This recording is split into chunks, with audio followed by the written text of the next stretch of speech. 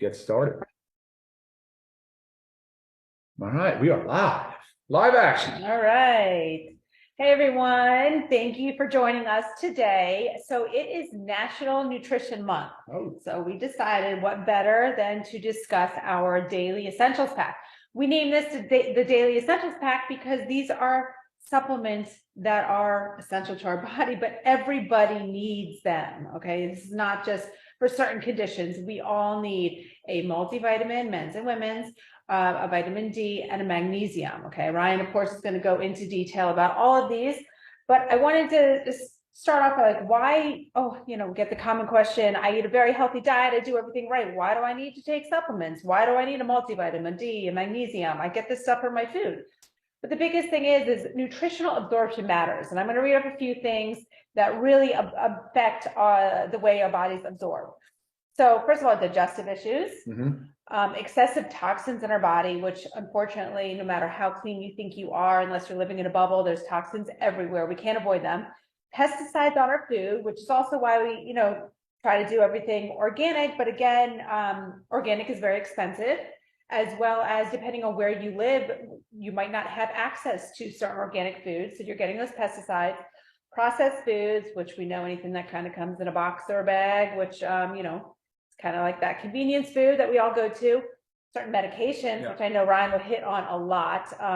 And then just user variability. Our bodies are different. Our absorption rates are different. So you never know exactly what you're getting from these vitamins. But I will tell you, if you do specific, say, micronutrient testing, you're going to find that you are deficient in more things than you ever imagined. Another thing is our food is not as nutrient dense. That's a big one. Okay, this is due to, a lot of it's due to increasing levels of carbon dioxide in the air, as well as different farming practices, trying to make more mass production stuff. So our soil is depleted of the nutrients. And if our soil doesn't have all the nutrients and we're eating the food that's grown in the soil or the animal that's feeding on the food that's grown in the soil, bottom line is our food is not as nutrient dense as it was 10 years ago, 20 years ago. And I was just reading a study based on like 1950, how significantly less nutritious our food is. So our grandparents were doing great, eating, all homegrown and, just natural foods, but unfortunately we're suffering there. So we'll get into that a little more too, but I'm going to pass it over to Ryan to kind of go into detail about our 3 supplements in the Daily Essentials Pack, and then we'll get to some questions along the way. All right, thanks, Lisa. Yeah, I think today's conversation is as much about micronutrients and nutrition as it is about the daily essentials. And Lisa touched on it. Essentials means that your body, or essential vitamin or mineral, is what your body needs to be. You need to either get it through food or through a supplement. Your body does not make it. So that's what the focus is today. And when we talk about vitamins and minerals, why are they important? Because they're cofactors. They encode certain genes and proteins to make things like hormones. Guys, come on, hormones, ladies, hormones are a big deal. Neurotransmitters, obviously serotonin and dopamine are the 2 most common that we hear about. So mood health and mental health. And then of course, other things like enzymes, which metabolize and rid our body of toxins and break things down for us. So, they're involved in just virtually every aspect of the body. And so we're going to start. We got to be kind of fast. There's a lot of content here, so I don't want to really kind of veer off too far, but we're going to start on the multivitamin. Roughly about 9 out of 10 people are deficient in at least one vitamin or mineral. So for us, it makes sense that we kind of created a multivitamin, and we tailored this with purpose. We tried to make it intentional, right? So on the men's vitamin, there's like 24 vitamins and minerals, and we chose the ingredients to be the most bioavailable, the ones that are the most likely to absorb and to distribute throughout your body and be used by your body, right? So that's kind of the premise there. The men's version, we added lycopene because it's a very potent antioxidant that's been shown to benefit prostate health. We also have a lot of glycine, which is good for muscle health. We added a full B complex to both multivitamins. And Lisa, I know she gets a lot of questions on B vitamins, guys. So the B complex, they're essential. They're water soluble.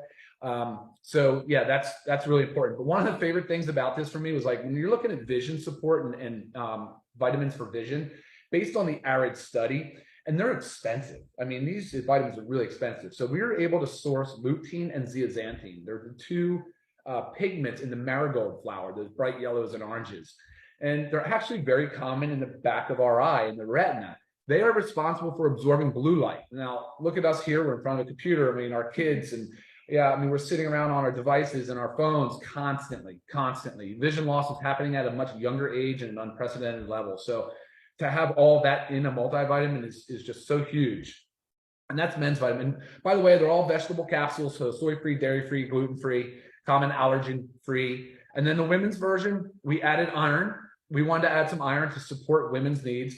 As well as we put in cranberry extract. Cranberry extract has been shown to be it's a potent antioxidant, very beneficial for urinary tract health.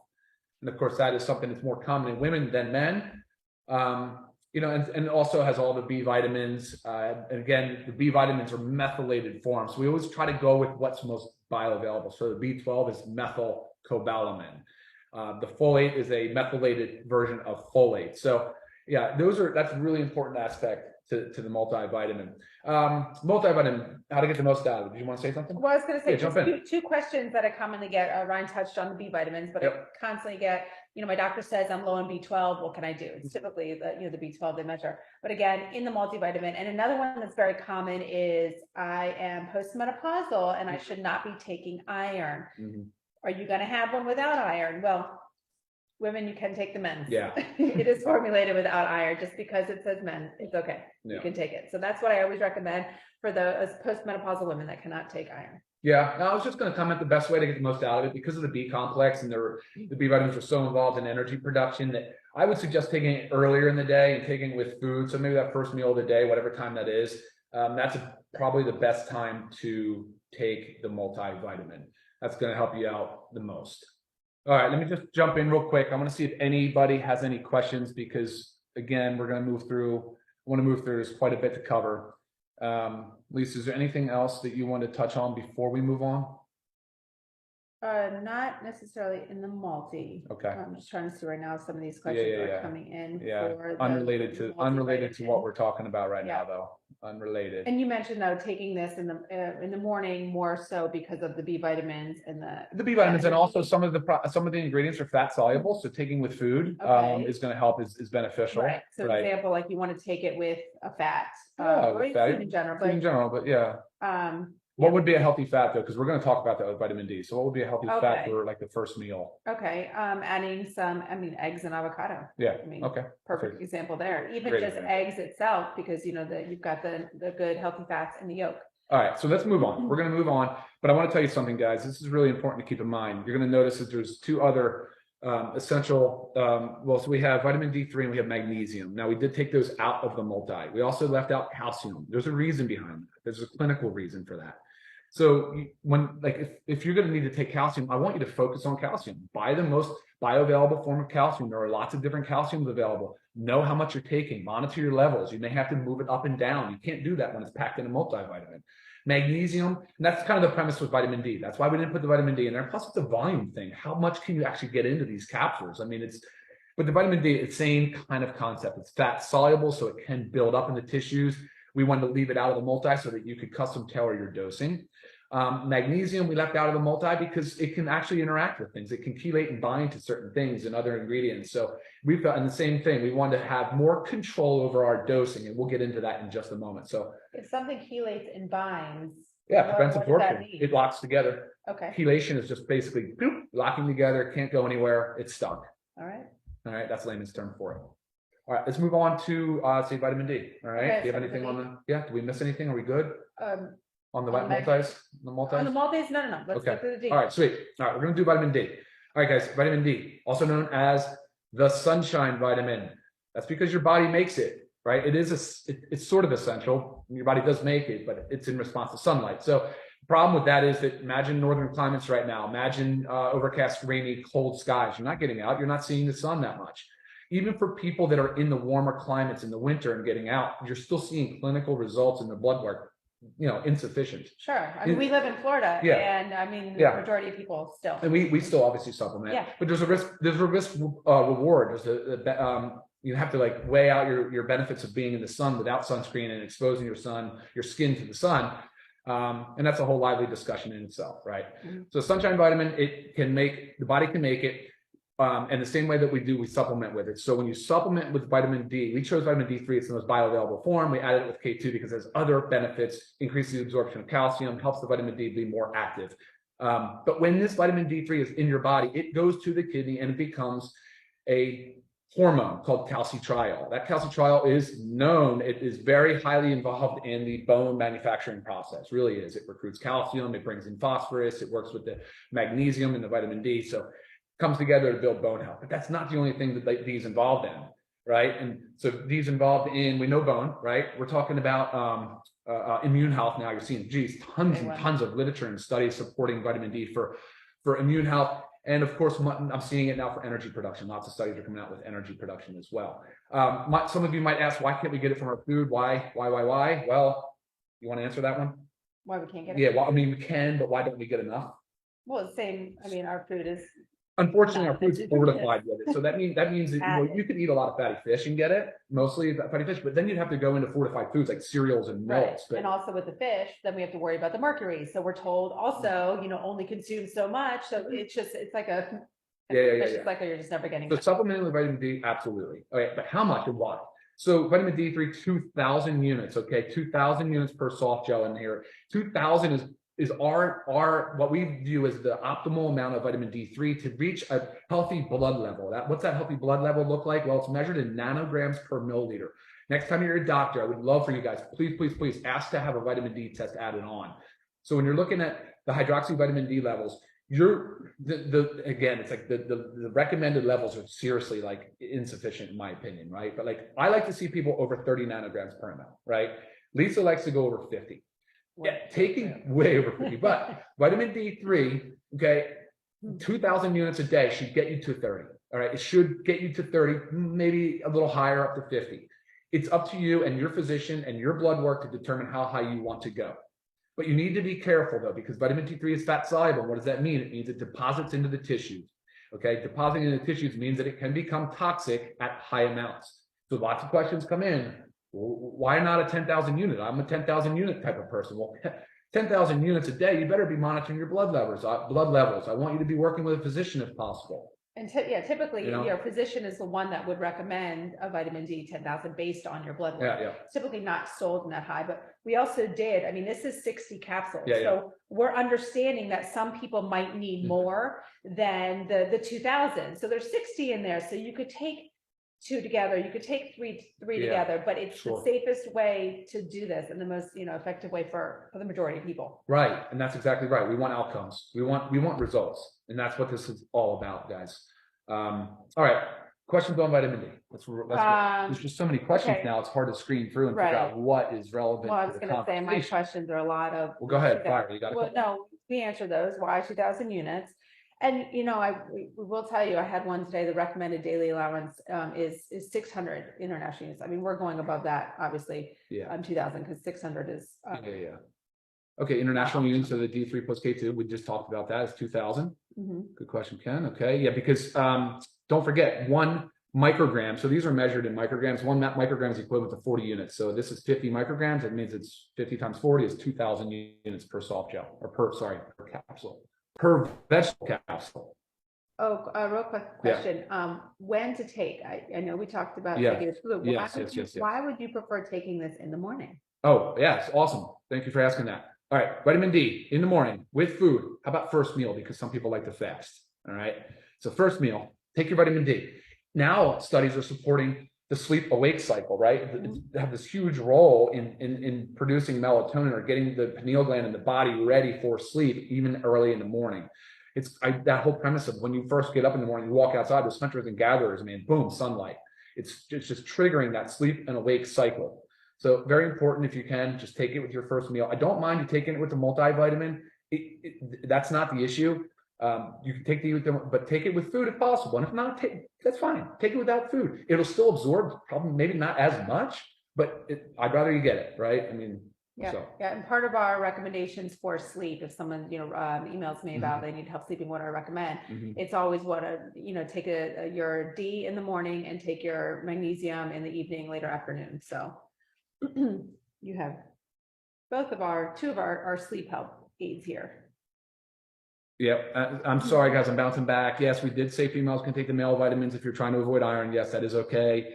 We did not say that iron cannot be taken premenopausal. That is not what we said. No, postmenopausal, most doctors will recommend that you do not take iron, but that's based on what your doctor, if your doctor has not told you, because they'll know based on your blood work as well, but you're not losing the iron every month when you're postmenopausal. So that's fine. Yeah. Okay. And everything that's contained in the multi is really designed to be well absorbed. Do you see something? Okay. All right. So we're running about quarter after. My goal is to be done about 20 after, 25 at the latest. We're going to move on. How many international units would you need to take in order to start talking about overdosing of vitamin D? We chatted about that. Yeah, what is overdosing? There's really no easy way to say. You can start talking about blood levels over 100 nanograms per ml. I mean, it seems to be dangerously high and toxic. It can go higher, but again, under the supervision of a physician only. Is my recommendation. Too, I'm just speaking of, I saw it this morning. And I think I'm going to do, taking vitamin D could help prevent dementia. It was a new study in medical test that I saw. I'll post a link to it on our social media. Yeah. Okay, well, all right, guys, let's do it. The mag. All right, let's go to the magnesium. Freaking magnesium is magnificent. It's the macro mineral. Now, I don't macro mineral, not even sure that's a real thing, but macro meaning like, I mean, you have to take a lot of magnesium. You have to take more of this mineral than anything else. In foods, yes, it's in some foods, but even so, we need to get some out of the supplements. So why magnesium? Why is it so important? Why is it so magnificent? 300 biochemical reactions in the body, definitely involved in like mostly enzymatic reactions. So enzymes, it's responsible for everything from, well, okay, how about this? We know for sure it's involved in heart and blood pressure. Like if you're a pregnant woman and you go in and you have preeclampsia and high blood pressure, that hospital is going to put you on magnesium. Right. They're going to use magnesium to reduce your blood pressure. And it's a known thing, guys. And look at literature, it supports it 100%. And what Ryan said, though, it's involved in over 300 enzymatic reactions in the body. So think about if you're deficient in magnesium, all these reactions that are taking place all the time, every single day. There's a gap there. It's not, these reactions are not going to take place if you're deficient in this amazing. Yeah, and it is essential. Body doesn't make it. You got to supplement with it. All right. So we're talking about blood pressure, heart regulation. Yes, of course. We know bone health, guys. So we just talked about vitamin D. We talked about with K2. It helps increase the calcium uptake, and of course, it works with magnesium. Bone health, big time. Well documented, supported, 100%. Stress response, definitely being used now in the stress market, big time, because it's also very beneficial in the sleep. So sleep stress has a lot of stuff in common. And I'm gonna pause there and just talk about the way I like to use magnesium, because I want to make sure I make a point of that. So magnesium, I do not take it with, I don't have to take it with food. I do not take it with my multi or my D. I use it right about lunchtime and again before bed. So 2 capsules a day, I split it. I do 1 at lunch, 1 before bed. Helps with the afternoon stress kind of response that kind of amps up. And then again, helps with sleep before bed. I take mine too right before bed because I've always struggled with sleep. So anything that's going to help me sleep naturally and better. So I take both mine right before bed. Awesome. Yeah. Muscle, nerve, and energy. Magnesium, muscle, nerve, and energy. It's responsible for building muscle, maintaining muscle, helping with recovery, helping with ATP production. ATP is the energy the body makes, the body uses for fuel. Things that deplete magnesium: caffeine, sugar, stress, like chronic stress, alcohol. Yep, alcohol, anxiety, and I said exercise. I don't know if we said that. Exercise. And guys, medication. And not saying exercise is bad, but too much, like a lot of strenuous exercise will. Yeah. I mean, that's part of your electrolyte. It's an electrolyte. Magnesium is electrolyte. Just goes. Gotta replace it. You're flushing it out. So drugs, medications, guys. Drug-induced nutrient depletion. You touched on it early on. Huge. This is not just magnesium. It's so many different nutrients that it's actually a class of its own. Drug-induced nutrient depletion. If you go and you have high blood pressure and your physician puts you on a water pill, the first thing that's going to happen is your body's going to start losing magnesium. So diuretic, I mean, boom, there goes your magnesium. It's just one example. And so another reason why to make sure you're supplementing with magnesium. Muscle cramps, leg cramps, another area that is very commonly used for magnesium. Forms of magnesium. Yeah. All right, that's a big question. We get that a lot. All right, we chose magnesium glycinate, predominantly glycinate and gluconate, because there's a lot of magnesium supplements out there that use things like magnesium citrate. Yeah, sure, it might absorb a little bit, but it's also going to cause diarrhea along the way. I mean, a lot of it has to do with gut tolerance. Like, how much can you handle before it starts making diarrhea? Obviously, enough magnesium, it will cause diarrhea, but so other forms are just less desirable. And then magnesium oxide, super common, doesn't absorb. It's like the worst form of magnesium. I would never recommend it, but unfortunately, we see it in a lot of supplements. So look it up, guys. Magnesium glycinate, magnesium gluconate, two of the most well-known, studied, supported, definitely the best forms of magnesium. Oh. Yep. Cool. What else? You answered my questions there. Oh, awesome. Did you do vegetable capsule? Soy-free, dairy-free, gluten-free, common allergen-free. Let's see what other questions are coming in. You know what? I do actually get. I do want to say that the vitamin D is not vegan. Oh, okay. Yeah, it's from vegan. sheep's wool. The capsule is, but the D comes from sheep's wool, because I do get that question a lot. All right, look, guys, that's 21 minutes after noon. All right. Let's just one quick little plug here. So this lovely Yeah. pack right here. Okay, this is only $29.95. So for the 3 supplements,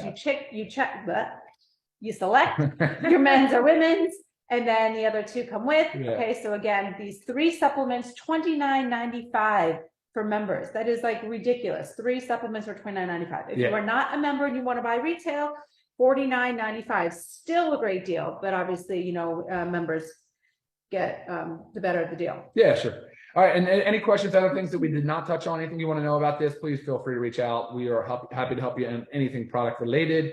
What else? Yeah, shoot us an email. Yeah. Oh, guys, one other thing too. It's not here, but it probably should be. It might be in the future. I'm not sure if it will totally, but factor 4, it should be on this little podium because it's an essential in my mind. It totally fits the Daily Essentials pack. It supports the body in so many ways. It complements these products incredibly well. But for right now, it's not part of the Daily Essentials pack.